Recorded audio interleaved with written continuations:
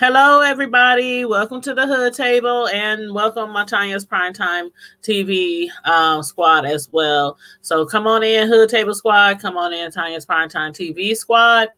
I will be recording this live on the Hood Table channel, and then re-uploading it tomorrow sometimes on my Tanya's Primetime TV Media Reviews YouTube channel.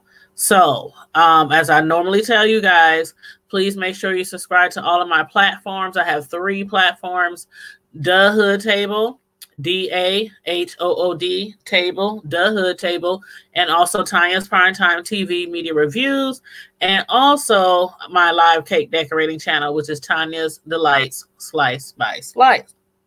So, again, come on in. We're going to go ahead and review everything I've learned thus far in the state versus Joshua Keadle trial, which just recently started this past Monday.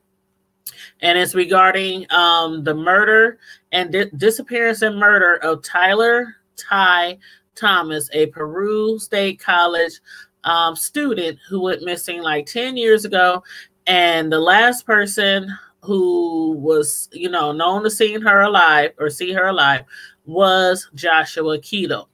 And if some of you been keeping up with me or keeping up with the story, you know that he had first told police a long time ago that he was not with her the night of her disappearance.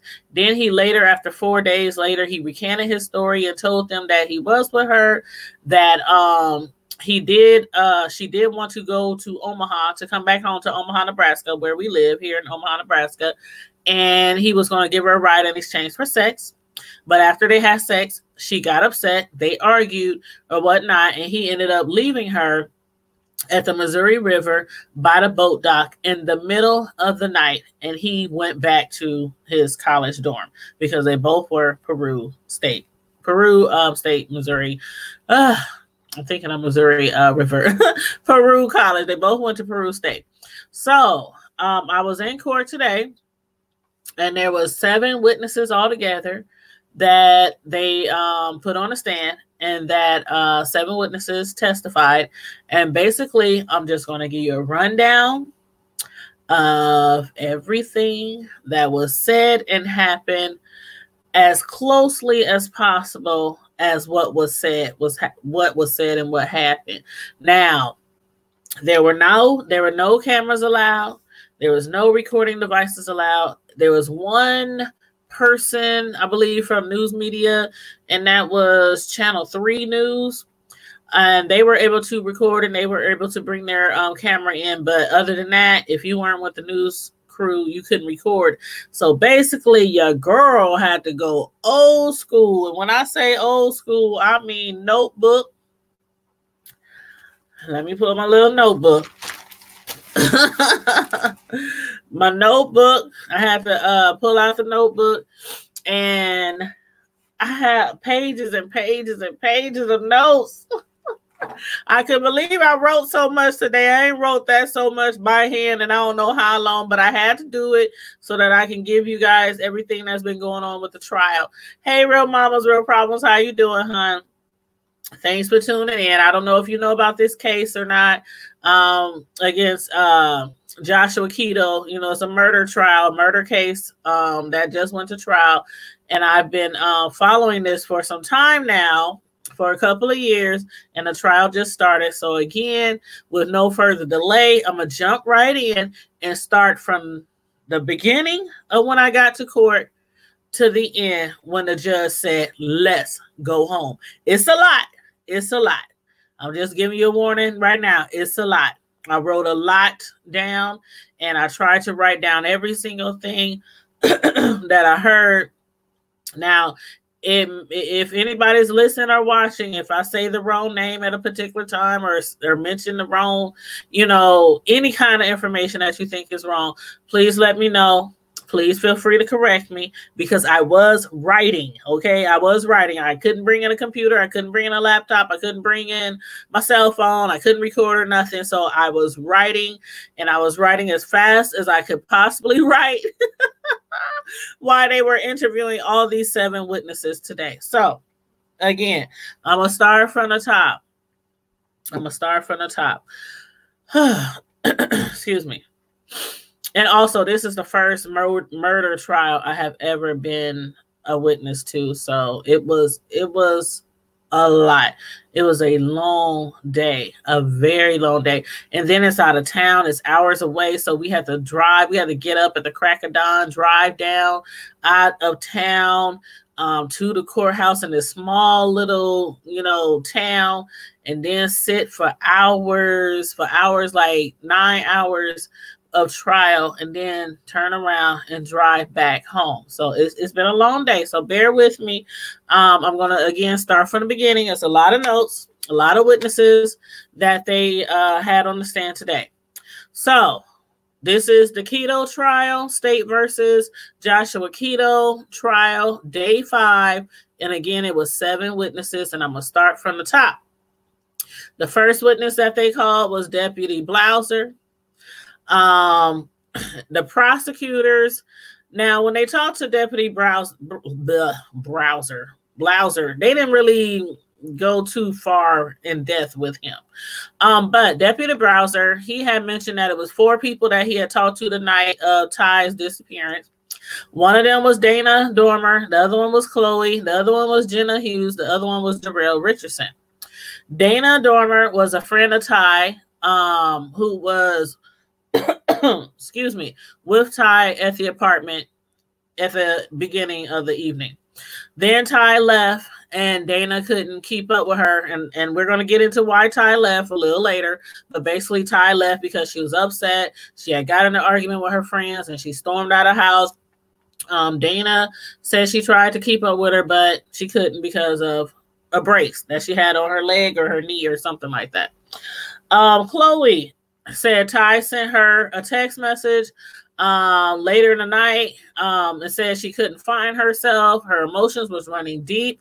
Now, all these few little text messages, they're going to mean something in the middle of this story, or the middle of this case, or this trial date. Let me just put it that way. Jenna Hughes said that she last saw Ty at a party at a baseball house. So there was a baseball house party that was that night, and Jenna said she last saw Ty at that party. Everybody who's coming in, please feel free to like the video. Please not feel free to like the video. Please like the video. Please feel free to share the video, and make sure you subscribe to the Hood Table. Hit the subscribe button and then hit the notification bell so you can receive all notifications. So Jenna Hughes says she last saw Ty at a party at a baseball house, so a baseball house party. Jael Richardson, which is a friend of Ty, said Ty had texted him and said she was lost, and he asked where she was at, but he never got any details from her. So basically, the first witness, that was about as much as he was really saying as far as those text messages right there. Then later on, Deputy Blouser, he did say once he found out that Ty was missing, that he went into Ty's room looking for clues or a note, some kind of note that she might have left, but found nothing. Then he called Atchison, Fremont County, which is across the river. It's like on the Kansas-Iowa border. But they said they haven't received any 911 calls, and they haven't heard anything from any hospitals, no visits from Ty, nobody coming in with an emergency by her name. Then the deputy said that Ryan Mccarty has said to call Brian. Ryan had mentioned that one of their friends or fellow classmates, Brian, said he saw Josh's vehicle, Joshua Keadle. That's the guy that's on stand. That's the guy that's on trial for the murder of Ty. He said he saw Joshua Keadle's vehicle on December 3rd between midnight, but he didn't see Ty. So the deputy checked the boat dock. He said he checked there because he was thinking, Ty had texted a couple of people that night and said she was lost. And when they asked her like where she was, she didn't like respond or give them some kind of explanation to where she was. So he just was thinking, it's the middle of the night, somebody's lost. Maybe it's somewhere by the water or by the dock where it's dark at, and maybe she walked off because, you know, a lot of people said that Ty had walked off because she was upset and angry about an altercation. So he checked the boat dock, and, you know, there was no Ty there. He didn't see anybody there. And then actually after that, he figured, yeah, that's right. He figured he would go to the boat dock to where, you know, Ty might possibly be because it was dark and she might have got lost down there. But he didn't find anything. Now, when he was cross-examined by the defense, Deputy Blouser was asked if he thought Ty was suicidal, if that was a possibility at all. And he actually said yes, because of the text messages to her friends throughout that night. Several of her friends, some in Omaha, some down in Peru, had mentioned that she had texted them, and each of them said the text messages was like, I'm lost, or, you know, I'm having a breakdown, or I'm having some emotional, you know, some deep emotional feelings, you know, right now. So they was like, well, Deputy, do you think there was a possibility that she could have been suicidal? And the deputy was just like, you know, from those text messages, you know, at that time, you know, it was a possibility. It was a possibility. And also, the deputy mentioned that he talked to Monica and Sharia, which was people that Ty hung around with at Peru College. And he asked them about their behavior, about Ty's behavior. And they said that that night, Ty had got into it with somebody. She was throwing things. She was hostile. She was really like, you know, dramatic and upset. And so, you know, they was like, she was upset basically. And so then he talked to somebody named Dwayne, and he said that Ryan said that Ty was seen by the river. But when Deputy Blouser asked Ryan, he said it was like a miscommunication between him and his girlfriend, and that they really didn't see Ty by the river. Now, it was a redirect by the prosecutor. They asked Deputy Blouser, why did he call Sprint? And he said, well, at that time, you know, he thought it might have been an emergency situation because nobody had saw Ty. He thought it was a possibility, maybe suicide, or she was dead, or maybe she was really lost. So they wanted to check her phone records as soon as possible and basically, you know, cover all options as soon as possible. Now, that was a very short time that they spent with that deputy. The second witness was Jason Jones, Nebraska State Patrol in Criminal Division. He's assigned to Southeast Auburn, Nemaha County, and he worked the 5 p.m. to 3 a.m. shift around the time that Ty went missing. So first off, the prosecutors, they had talked to State Patrol Jason Jones, and he had told them when he got off of work that night around 3 a.m., he heard what sounded like people arguing or fighting nearby his home. So he was actually off of work, had got all the way home, had got out of his car, and then he heard all this commotion, all this noise, you know, yelling, screaming, sound like people were fighting. And so then he jumped back in his car and he drove to the scene where he saw a large crowd of kids. And he said one girl had asked him, a black girl, African-American girl, had asked him to help them find Ty. He drove all around the area and even checked the dock. So somebody else checked the dock by the river, but they found nothing. When he was cross-examined by the defense, they asked State Patrol Jason Jones about what time did he go to the dock, and he said around 3 a.m. And that was basically all they asked him. The third witness, Jael Richardson. Prosecutors asked Darrell, you know, where does he live? Where does he work? He said he lives in Omaha, Nebraska. He works for FedEx at airport, and he does not attend Peru. When asked how he met Ty or where he met Ty, he claimed he met her at a poetry night at Keno King. A lot of y'all in Omaha, Nebraska knows where Keno King is, and they used to have poetry night all the time there, like every week. He then said that they kind of like started kind of like I want to call it like a situationship, where you kicking it, you having relations, but you're not in a relationship. It's not like moved up to that step yet. He claimed that Ty wanted a relationship with him, but then he told her he wasn't ready for a relationship. So they kind of kept it on that friendship level. And basically they were still kind of having like romantic situations, a situationship, but they weren't like actually girlfriend and boyfriend. So anyway, Ty wanted a relationship. He didn't want a relationship, but you know, they remained in touch. They stayed friends, and every now and then they hooked up with each other and met up with each other. And he also mentioned that he visited Peru once to see Ty at college. But usually they always hooked up when Ty came back to Omaha. Now, Darrell had claimed on the morning of December 3rd, he had received a call from Jade, which is Ty's cousin, who also goes to Peru College. And Jade had told him that Ty was missing. Darrell then told her that Ty had called him earlier the evening before and into the overnight.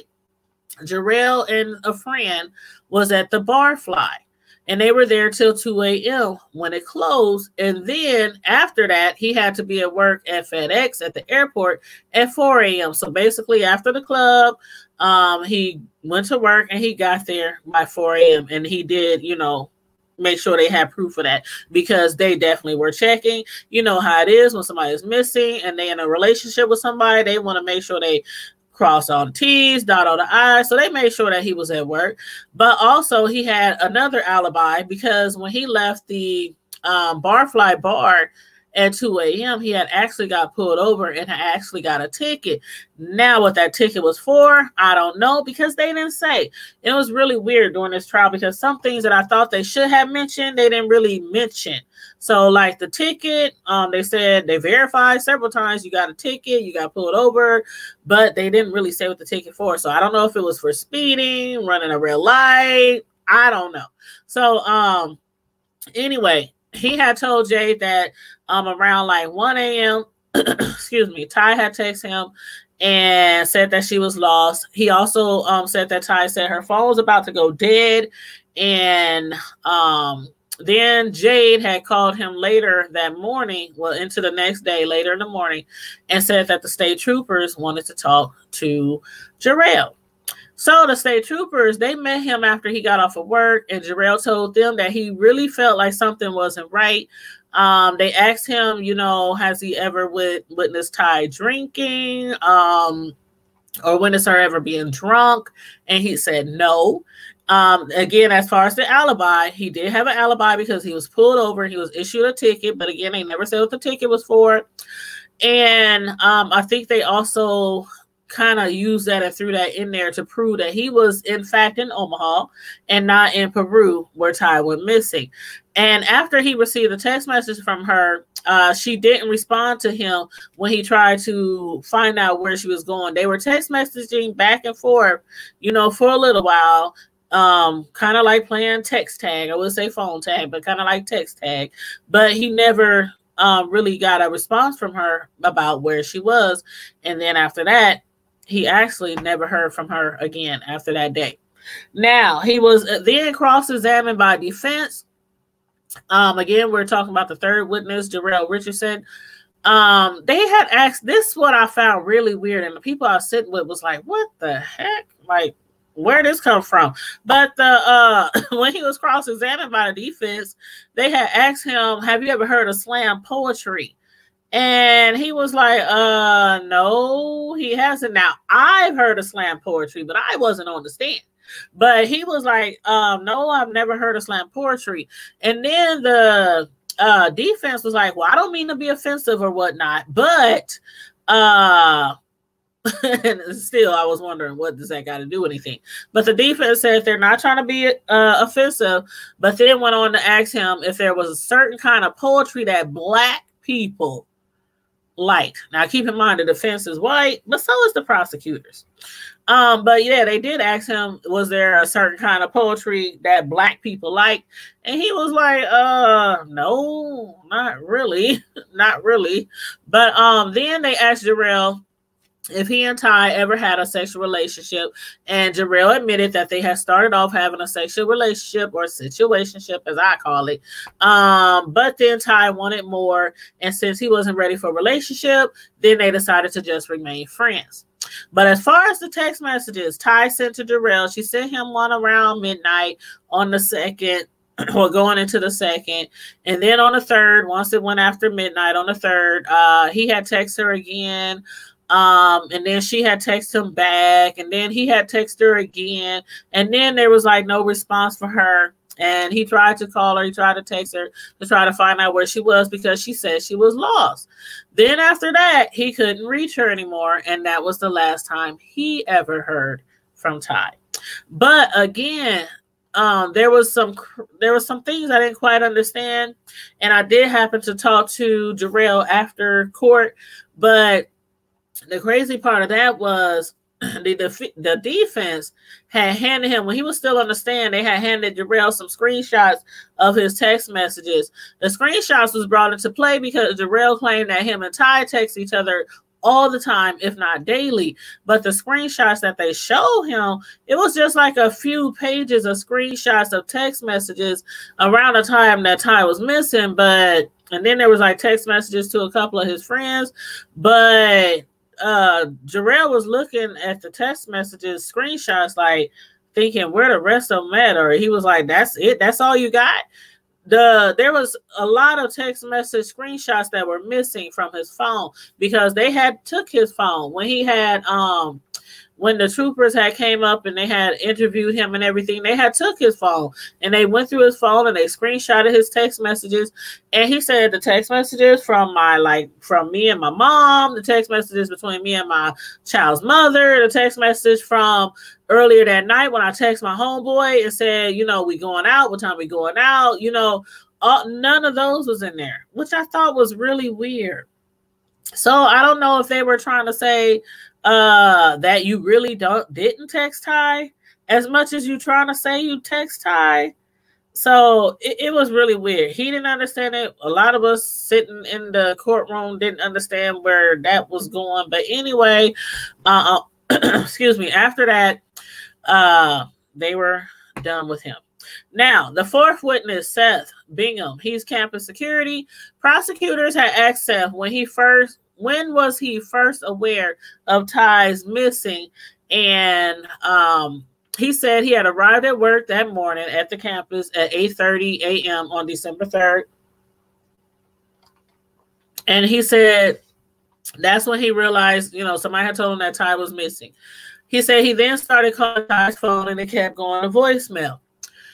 And around 10 a.m., he went to Davidson Hall with a master key to room 35, or they call them suites. Their dorms are like suites, and inside the suite is bedrooms. So he used the master key to get into the suite, room 35, which is Ty's suite and her roommate. And he said he searched the suite, searched Ty's room, but didn't find Ty. Excuse me. Then he said he locked the room back up, and then he checked the room across the hall because he heard that Ty was over there as well earlier that night. And Jade, the people who in the room across the way was Jade, which is Ty's cousin.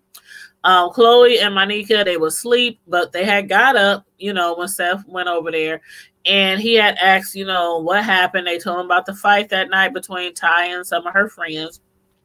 So Seth Binghamton, the campus security, he then went to his office and he made a report to his VP, and they decided to call emergency phone numbers that was provided by Ty. Every student has an emergency contact list.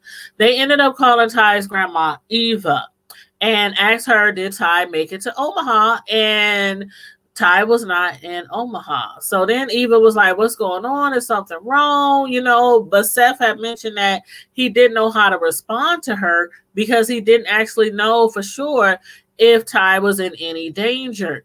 So he just told her that, you know, they're looking for her. And if they hear from her, if the grandma or her family hear from her, to let them know, and that they would get back with her. So he really didn't, you know, at that time, he really didn't have no idea if she was more than missing, like dead or anything like that.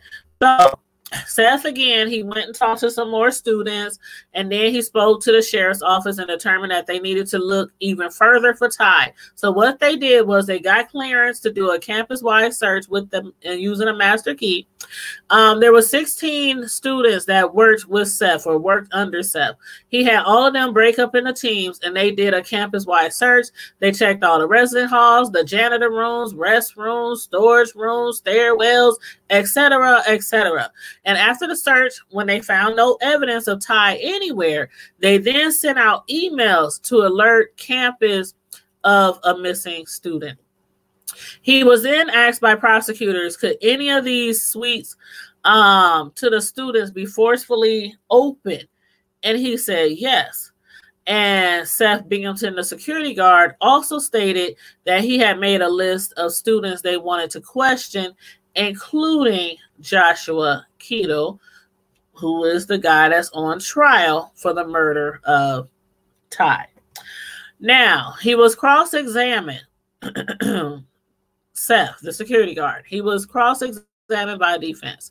Defense only asked him one thing, basically, and that was about the suites, you know, people being able to open them by force. And Seth said, yes, those doors, if you use a whole bunch of force, he was like, I can't open them.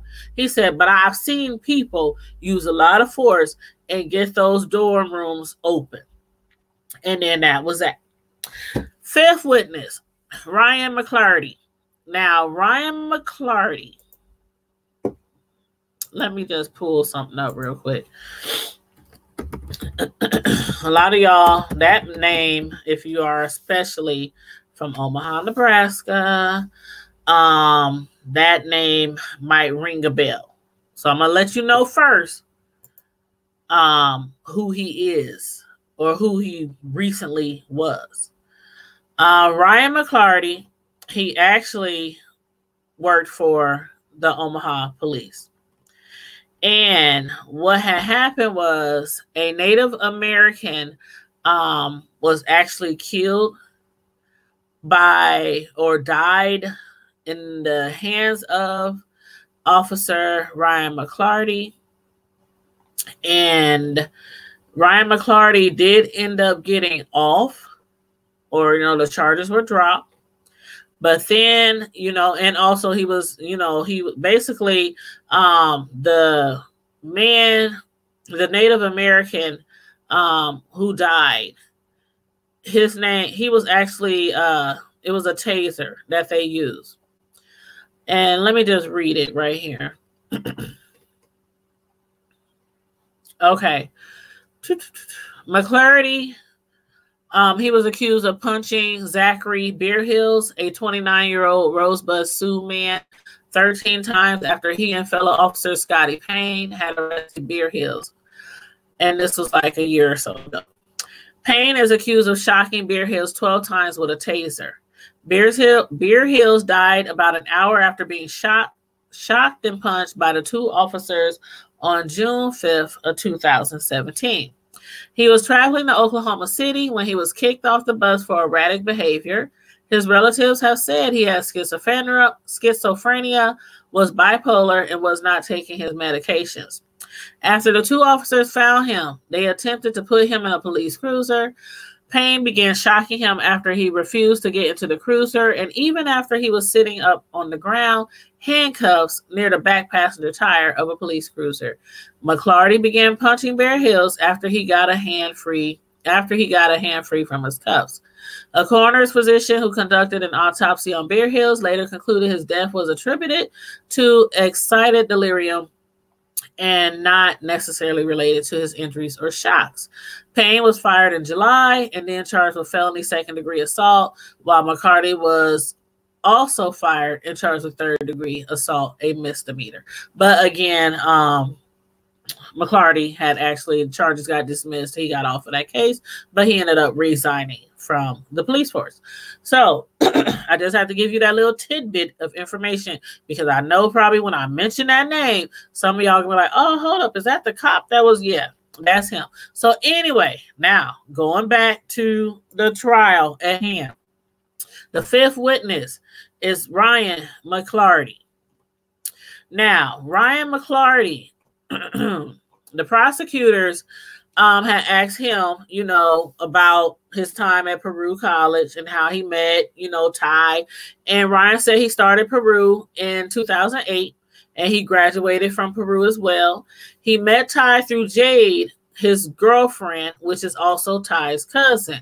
He also said he had played football, but not in 2010 when Ty went missing. He claimed he met Joshua Keadle at Peru through his roommate Brendan, who used to room with Joshua Keadle. He also stated that some of his closest friends, or who he hang with down there, are Jade, Chloe, Shamira, Monica, and Tyler, among a few others. He said he saw Ty like every day and they all hung out together. And he oftentimes saw Ty at parties, which were usually, the parties were like Thursday through Sunday every week. And he claims he went to Omaha on weekends, sometimes with family or his frat brothers. He also claimed that early on December 2nd, him and some of his frat brothers were in a dorm and some of them were drinking before a baseball party. Ty was there, and Jade, Shariah, Monica, and Chloe. He said he was not old enough to buy liquor, but Jade and Devin was. Oh, yeah, Devin was there as well. And that he wasn't drinking. So Ryan claims he wasn't drinking.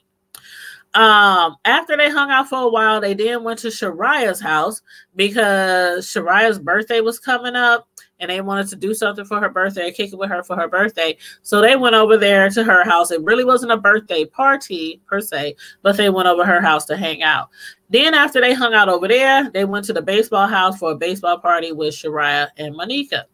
Ryan then claimed he heard the police was going to do a bust on the party at the baseball house for the baseball party. And since he didn't want them to get an MIP, which is a minor in possession ticket, he convinced or told his friends, you know, that they should leave and that they should, you know, go back to Shariah house. So they went back to Shariah house and continued, you know, kicking it over there. He then mentioned that Ty showed up and that she was pissed and she was calling them all fake and not true friends and told them they can be trusted. But it was mainly Monica and Ty who were arguing. Ryan then claimed that he had tried to calm Ty down because she was really becoming animated and angry. And he even said he had to pin her to the wall, try to like restrain her, and told her he'll let her go once she calms down. But that only irritated Ty more, and then she threatened to call the cops on Ryan if he didn't release her. So he said he released her and he sat down on the couch. And by then, Shariah had, you know, put Ty out after that, because when Ryan was restraining Ty was kicking the wall. They said she kicked the wall, she tore the wall up, she also tore a door up or something else. And then Ty, you know, she stormed out the house, and everybody said the same thing as far as where they thought Ty had went. And they said back to Omaha. They said nobody followed her from Shariah's house, but Ty did say she was, you know, she was upset and she wanted to go back to Omaha. So they had all assumed that she was going to find a way to get back to Omaha. But after learning about her missing, Ryan and his friend Jeremy Crump drove around looking for her. He said he didn't recall calling Ty, but they did go around looking for her. And after they couldn't locate her, they went back to the dorm to see if Ty made it back. And at that time, they said Joshua Keadle came out of his suite and they asked him, has he seen Ty? And Keadle said he saw her out walking.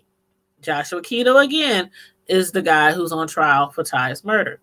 Now, also, they said Ty's suite was open, but her bedroom door was unlocked. Again, with dorms, they have an entrance, and then it's like a little suite or a little house or whatever, apartment, and then their bedrooms, you know, behind other doors. So the suite was open, but her bedroom door, her bedroom door was unlocked. Now, Ryan said also that Keadle never, keep this in mind, Ryan also said that Keadle never implied that he or Ty was at the river. Keep that in mind.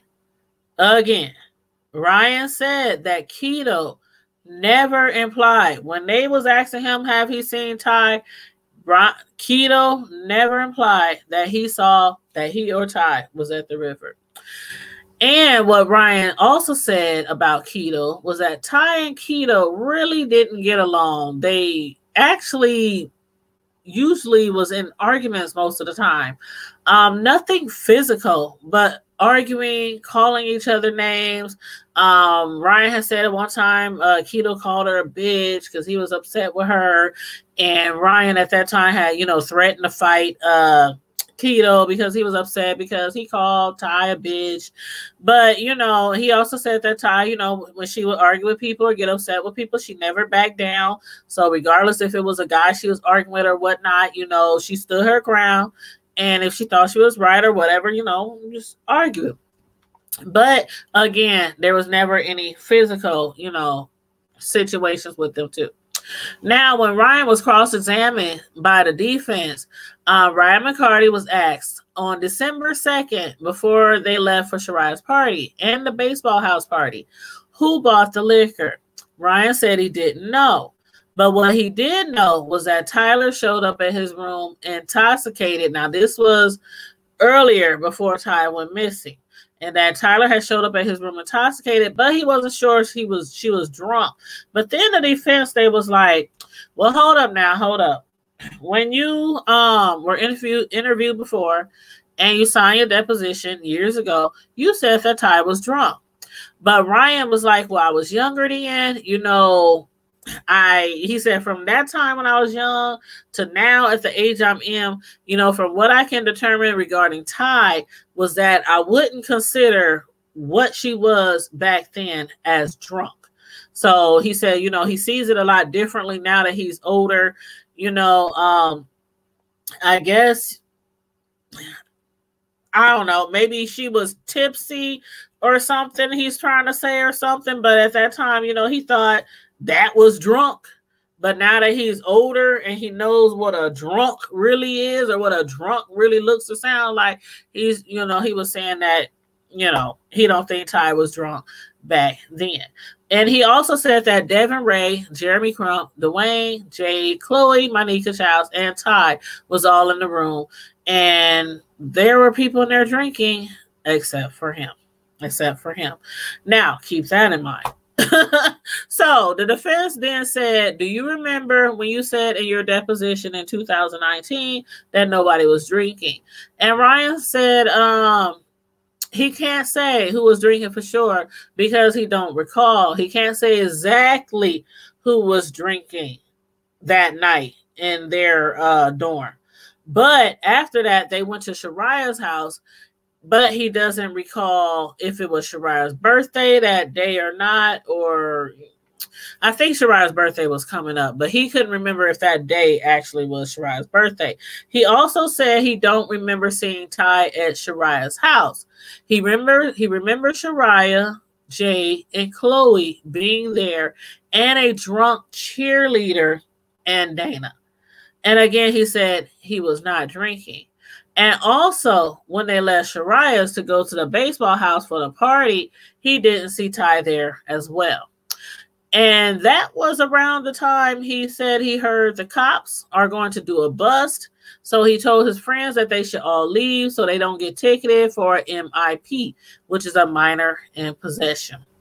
And that's when they went back to Shariah's house, and Ty then showed up. And as I said before, they said Ty had showed up. She was upset. She was irate, calling them fake, telling them they're not real friends, telling them that she could not, you know, trust them and everything.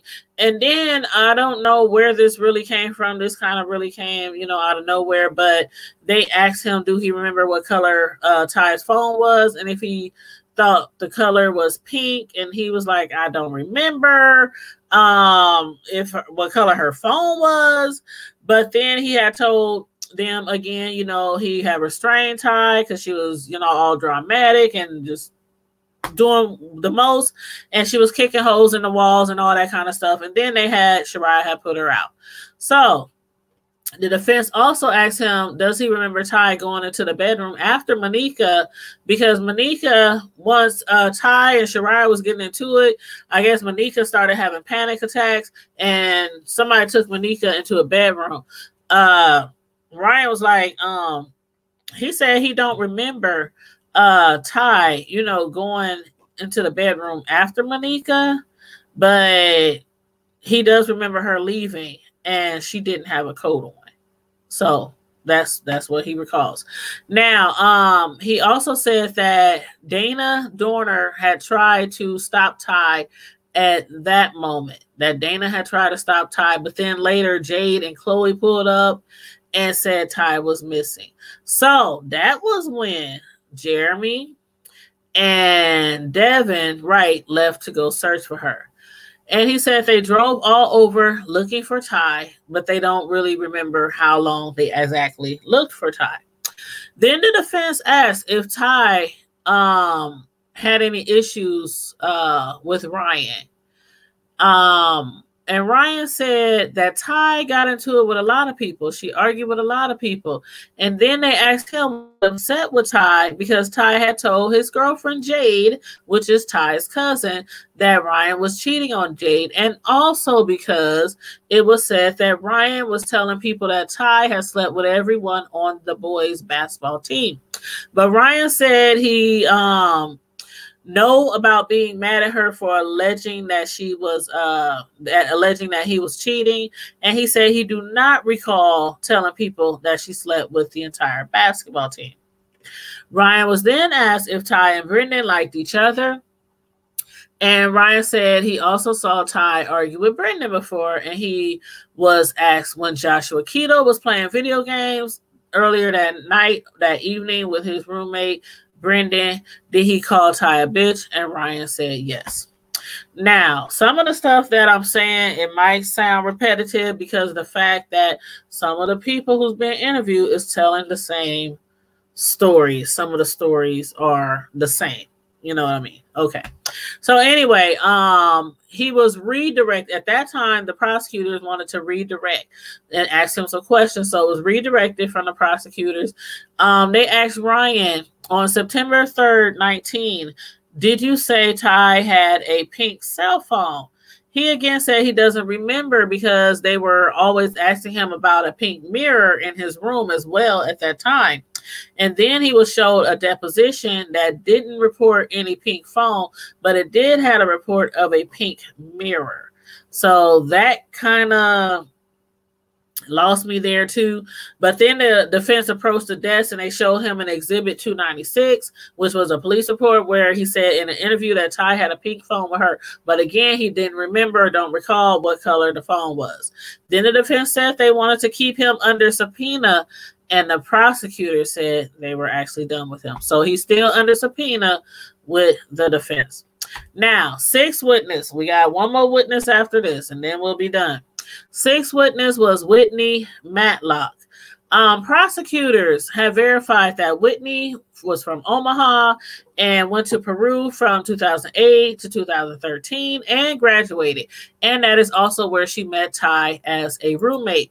But Whitney couldn't remember the dorm or the room number that they stayed in because for the duration that Whitney went to school at Peru, each, I guess, semester or each year, she had moved to a different dorm. So she couldn't remember the name of the dorm or the room number that they stayed in. And then on top of that, her and Ty only stayed together for one semester, along with another roommate by the name of Ashley. Now, Whitney stated she is a dancer, and she's on a dance team that Ty was approved by the school, by Peru State College, to put together. Ty was the president. Whitney was the vice president. They asked Whitney how many times did the team meet a week, and she said several times, and more often if it was a game that week. And again, everybody coming in, make sure you like the video, feel free to share the video, and make sure you subscribe to the channel and hit the notification bell, please, and thank you. So Ty was the president and Whitney was the vice president. They asked Whitney how many times did the team meet a week. She said several times, and more often if they had a game that week. Whitney said she didn't know Keadle, Joshua Keadle, the guy on the stand for the murder of Ty. And she said she never spoke to him or saw him in their suite or around Ty. On December 2nd, 2010, Whitney claimed she went to sleep. This was like the evening before Ty went missing. So on December 2nd of 2010, Whitney said she went to sleep around 9 or 10 p.m. and she didn't go to the party at Shariah's house for her birthday, and she didn't go to the party at the baseball house. She also claimed that Ty was not at the house that night. Then about an hour later, she said she was awakened by a loud knock on her bedroom door, and she was really shaken up, and she didn't respond because I guess she maybe, these aren't her words, but I'm just thinking maybe she thought she had locked the main door to their dorm and Ty wasn't there and somebody was knocking really loud at her door. She said she was shaken up and didn't respond. But as soon as she thought they were gone, she got up, walked to the main front door of the dorm or their suite, and she locked the door, and then she went back to bed. Then she said later on, again, she heard loud knocking, and she heard Jade, which is Ty's cousin. She heard her screaming out, "Ty, are you in there? Ty, are you in there?" And Ty was not in there. So, by the way, Jade was also on the dance team too with Whitney and Ty. So Whitney came to the door, and by that time her boyfriend was also there with her because he had came over to be with her. I don't know if that was because she was shaken by the earlier incident or I don't know. But anyway, her boyfriend was there now, and he came to the door with her, and Jade and Monica told her that Ty was missing. And then again, we hear that Joshua Keadle, the guy on trial, poked his head out of the room and asked, was Ty in there? But Whitney said she hadn't seen Ty since Thursday night at a basketball game. They then asked Whitney, did she know of Ty to be a cutter? Like, you know what a cutter is? Somebody who cuts and slices their arms or their legs, you know, make cuts on their body. Usually people who have, like, I don't know, mental issues or something like that. But Whitney said, no, I don't know of her to be no cutter. Then they asked Whitney, have you ever been concerned about Ty's mental state? And Whitney said no. She also said she didn't remember the color of Ty's phone because they asked her as well what color was Ty's phone. They also asked her how many times she went to Omaha, and Whitney said like twice a month.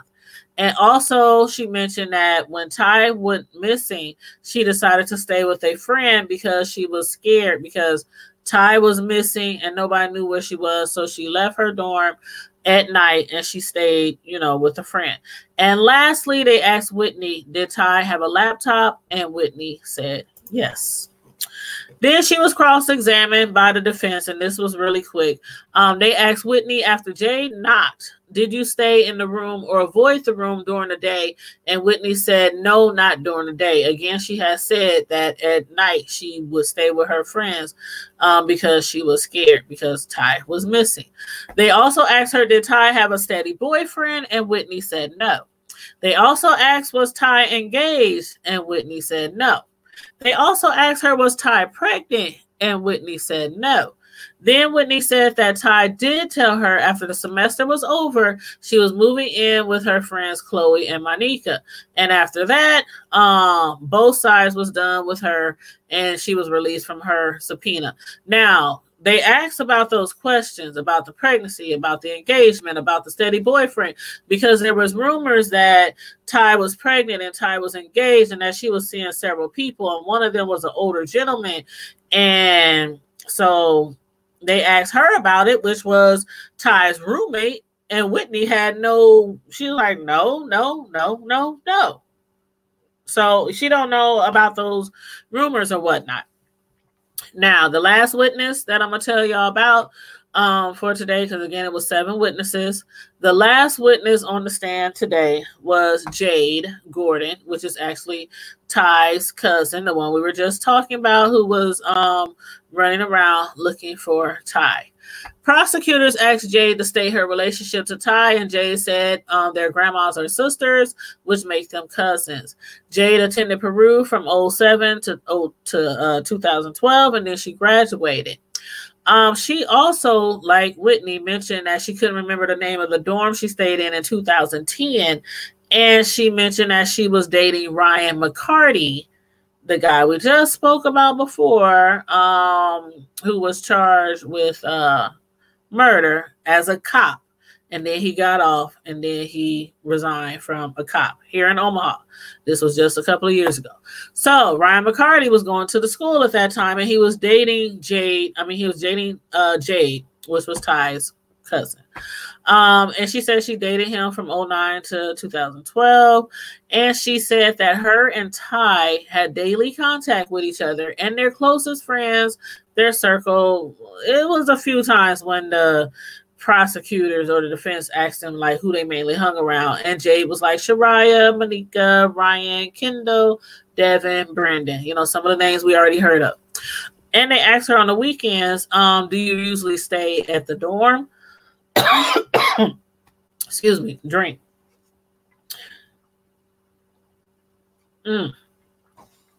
Okay. They said, do you usually stay at the dorms or do you go home on the weekends? And she said sometimes she does go home to Omaha, and sometimes she stay at the dorm. And sometimes she even take Ty with her to Omaha if Shariah and Chloe wasn't going or if they couldn't take her. Jade also mentioned, because they had asked her, how often do your family, get together? You guys are cousins. Do you be together at all the holidays? Things like that. And Jay said, well, the big holidays like July 4th and Christmas, that's usually when, like most families, there's certain holidays when all the family generally meet at one spot. But for the rest of the holidays, some might be at this house, some might be here or there, So she said July 4th and Christmas was when most of the family would all get together. She also mentioned that she was part manager and coach for the girls' b-ball team at Peru. And she said that she did not know Joshua Keadle, the guy on trial for Ty's murder, before she attended Peru College. She did say that Keadle helped with weight training though for the girls basketball team, but she did mention again that she didn't know him before then, and that even at the college, they didn't really hang around each other as friends. And she also mentioned, like some of the others had mentioned, that Keadle and Ty really did not get along. They really never had any peaceful interactions, usually is arguing or calling each other names. On the night of December 2nd, Jay said that she recorded the girls' basketball game, and that afterwards she did post-game teardown, putting away all the equipment, making sure all the uniforms was put up to be clean, etc., which usually takes about 20 to 45 minutes. And she had mentioned Ty was not involved in post-game stuff. Jade also said it was Shariah's birthday coming up, so they wanted to do something for her. And Jade went to Ryan and Dwayne's room, and Ty, Monica, Sharia was there as well. Jade didn't want to go out at first because she said, and she didn't really say why, but and that's another thing that happened today. It was things were said, but there wasn't a reason behind certain things that I thought it should be an explanation for. In this case, where Jay said she didn't want to go out at first because she was irritated. But again, she didn't say why. But then Chloe and the rest of them, they left to go to Shariah's, but then they decided to come back and convince her to go with them. So they all went to Shariah's house, and Jade said she did not drink, but there was a cheerleader who there, and we heard that story before. There was a cheerleader there who was drunk. So Jade and Chloe said, Jade said her and Chloe took her to her dorm room, helped her out of her clothes and into bed because she had vomited on herself, and they waited there until the cheerleader's roommate came home, which Jade said took quite some time. Said they waited there for a while waiting on her roommate, but they didn't want to leave her alone, so they waited for the roommate. Then Jay said they went to Chloe's room and just kind of like just sat around, you know, just talking about random stuff. And then Ty called Chloe, but they ignored her because they didn't want to go back to the party. You know, then they said Ty text right after that. Then that's when they decided to call her back. But after Ty had, you know, texted and said she was lost, she didn't respond back to them. They left like 10 minutes later to go find her. Jay said they had heard a knock on the door from Joshua Keadle, the guy on trial for Ty's murder. And they had heard a knock on the door from Joshua, who asked them what were they up to. And they said to go look for Ty. Jay then mentioned that was not normal for Joshua to inquire what they were up to because they really didn't hang, you know, out like that or talk to each other like that. But and when Josh came to the door, she said he was in a towel, like fresh out the shower and still kind of like drying himself off. And he told them he had just came back from seeing a movie.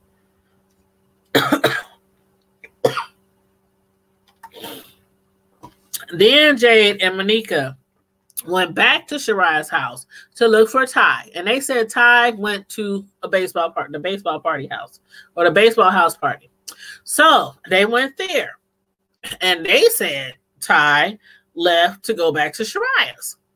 So they went back to Shariah's house. And they said Ty left again.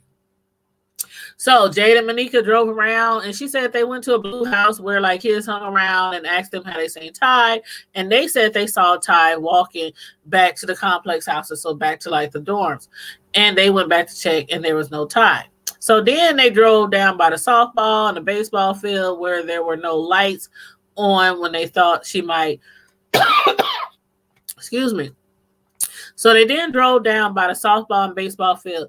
Her reason for that was because just like that security guard and the deputy said at the beginning, most of the people in Shariah and Jay's and they circle was kind of familiar with the campus, but there were certain areas where it was like dark, like by the river, by the softball field, by the baseball field.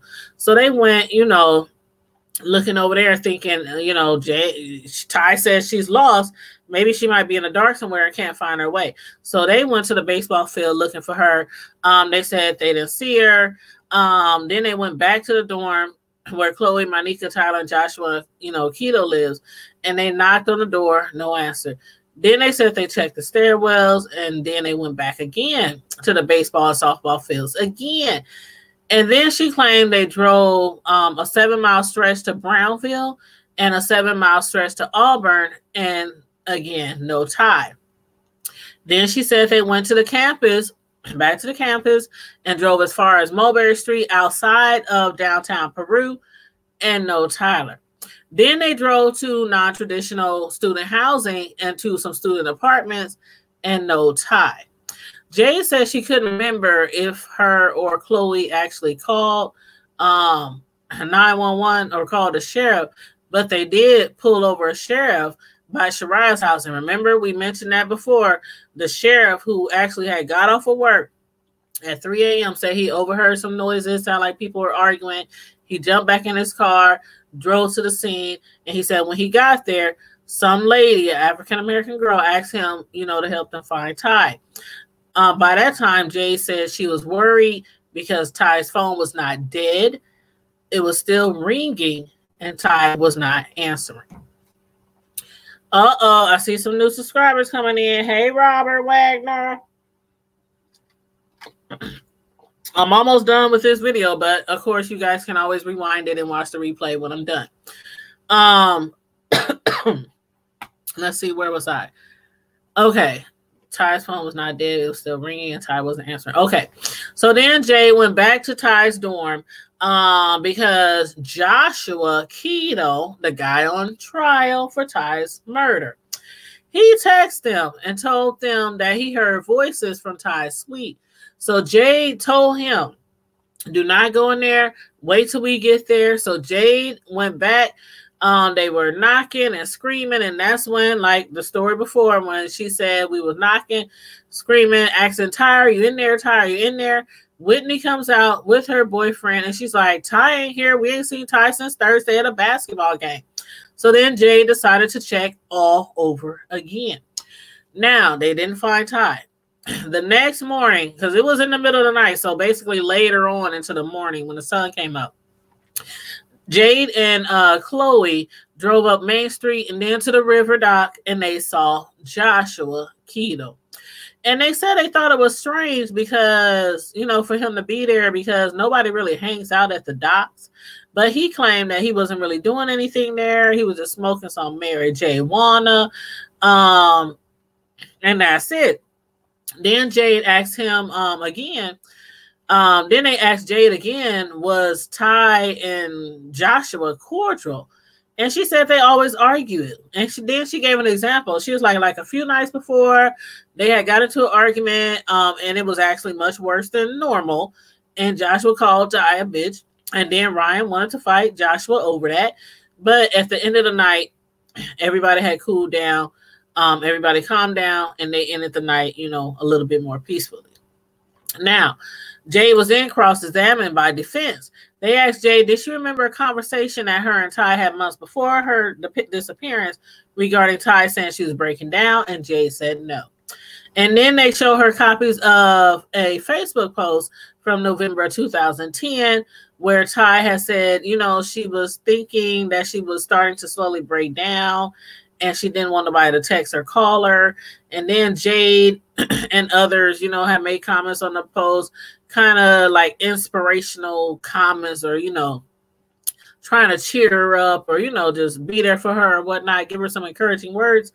And Ty, they said she had also mentioned that she was too busy, you know, being needed by other people, helping out other people.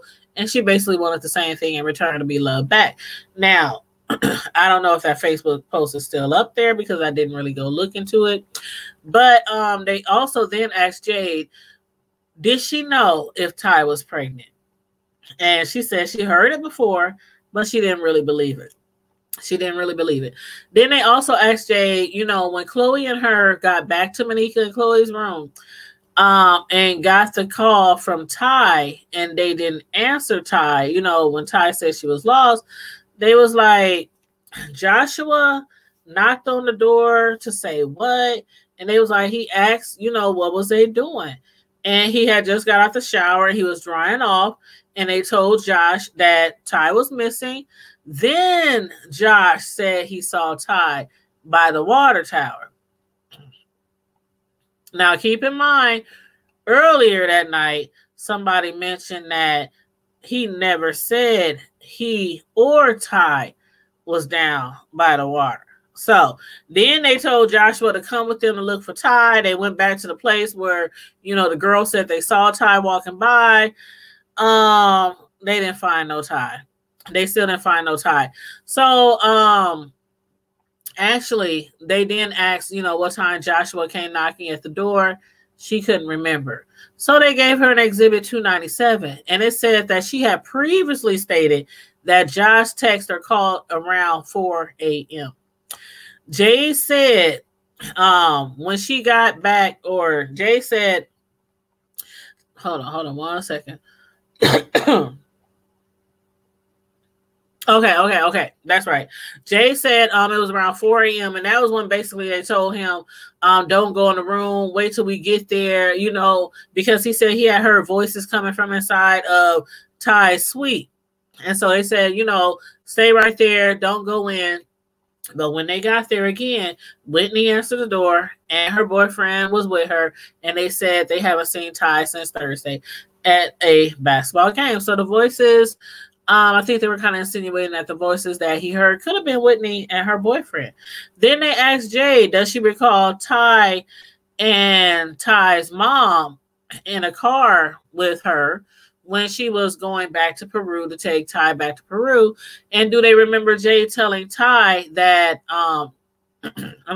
remember Ty telling Jade that she didn't want to ride back if she was bringing Ryan, because Jade was telling her that she's going to bring Ryan back, which was her boyfriend. And Ty said she didn't want to ride if Ryan was going. And the reason why was because, again, Ty had told Jade that Ryan was cheating on her. And then on top of that, it was said that Ryan was spreading rumors and telling everybody that Ty was sleeping with everybody on the basketball team. So they was like, well, you don't quite remember this, because Jade was like, well, you know, I remember about her telling me he was cheating, but I really don't remember about him saying she was sleeping with everybody on the basketball team. And they was like, well, isn't that kind of like a big thing? Her not wanting to go, you know, getting out the car and woo. She was like, no. Ty gets into it with people all the time. She's always arguing with people. She always getting into it with people and having disagreements. And then, you know, one week it might be this week, she ain't talking to them. Next week it might be this person, she ain't talking to them. So she's like, it wasn't like no big deal that, you know, she wasn't talking to Ryan, or she didn't want to ride in the same car with Ryan. So then Jade was asked if Joshua was playing video games with Brendan earlier that evening, and she said yes. And Ty and Josh did start arguing, and Josh was the one who started it, and Ty finished it. And Josh always also called Ty a bitch at that time. So that was like the second or third person who heard them argue that night, and him call her out of her name. And lastly, Jay was asked, did she call 911 and tell them about Ty missing? And did she give them information on Ty? Like, for example, like what she was wearing that night. Jay said she couldn't remember. She couldn't recall what Ty was wearing that night. And after that, both of the defense and the prosecutors, for some reason, they want to keep Jade on subpoena so that they can call her back and re-question her, you know, all over again in the future. So that's basically a rundown of everything that happened in court today with all 7 witnesses. We did get there a little late, so it was a little bit that we missed before we got there, but that was mainly the gist of everything that happened today. And court will resume on Monday of next week. And I heard they had like 120 witnesses to get through. So this first week is done. I don't know how many witnesses they got left, but I heard it was 120 that they had all together. And I heard that it was going to be a 2-week trial. Then I heard it was going to be a 3-week trial. So we don't know right now, you know, how long the trial is going to go. But I do know that they got a bunch of witnesses that they said they had, you know, lined up. So we shall see. The next time I go to court, I will again take notes, and I will come back to give you guys a rundown. I know, I think they said Keadle is supposed to testify next week. So I'm hoping to attend that day to listen to his testimony. So, and then bring you guys back my notes from that day. But again, we shall see. Everybody who tuned in tonight, make sure again you like the video, you share the video. If you are not already subscribed to the Hood Table, hit the subscribe button and make sure you hit the notification bell. That notification bell, basically, every time we go live, or when we about to go live, or when we schedule a live, or even if I just upload something, it'll give you a notification, you know, about what we're doing. So make sure after you hit the subscribe button, you also hit the notification bell. And thank you for tuning in tonight. I know it is late. I've been up since 5:30 this morning. We've been in court all day, drove out of town, sat in court all day, drove back out of town. I came right home to get ready for this review. So trust and believe, I am tired. So you guys, make sure you like the video, share the video, subscribe to the channel. And as usual, stay safe, be blessed, and I'm out. Deuces.